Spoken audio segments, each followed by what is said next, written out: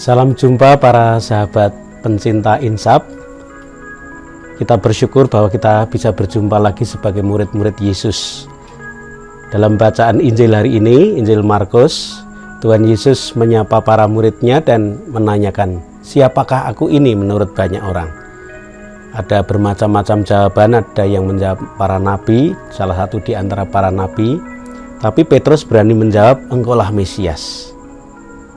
Dan ketika menjawab engkaulah Mesias, tentu itu sesuai dengan martabat Yesus sebagai anak Allah, utusan Allah. Lalu Yesus mulai menjelaskan bahwa menjadi Mesias itu berarti harus menanggung banyak penderitaan untuk menebus umat manusia. Dan itulah yang tidak dimengerti oleh Petrus. Petrus menarik Yesus, maka Yesus menghardik Petrus, enyahlah iblis. Saudara-saudari, kita juga mengenal Yesus, tetapi kita tidak hanya diajak mengenal Tuhan Yesus, mengerti saja. Kita diajak mencintai Tuhan Yesus.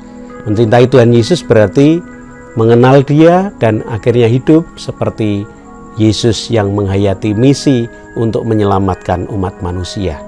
Memang kita bukan penebus dosa, karena penebus dosa adalah Allah sendiri, tapi kita dipanggil untuk menghidupi Yesus, sebuah anugerah yang luar biasa bagi martabat anak Allah yang kita terima ini melalui baptis, dan itulah yang kita jaga, kita hidupi, kita hayati dalam pelayanan kita supaya semakin banyak orang mengalami Kristus yang menebus, belas kasih Allah yang menyelamatkan.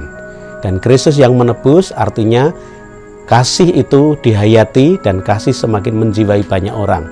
Pertolongan kepada banyak orang, berkat yang melimpah kepada banyak orang, dan hidup dalam Kristus juga berimbas pada kehidupan kita di tengah masyarakat. Kita menjadi saksi-saksinya untuk mewartakan, namun juga menyiapkan generasi-generasi yang akan datang.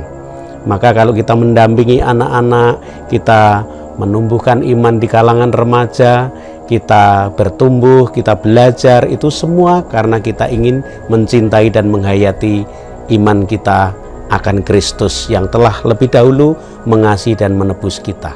Kalau Allah sudah lebih dahulu mengasihi kita, kita ini dibuat menjadi berarti, kita orang yang lemah dan berdosa, namun Allah selalu memberikan kesempatan kepada kita untuk datang kembali kepadanya, menimba kekuatan baru, maka hidup kita tentu penuh syukur dan akan kita tampakkan dalam pelayanan kasih kita secara cuma-cuma, secara tulus dalam kehidupan sehari-hari di tengah masyarakat, di dalam keluarga dan lingkungan hidup kita.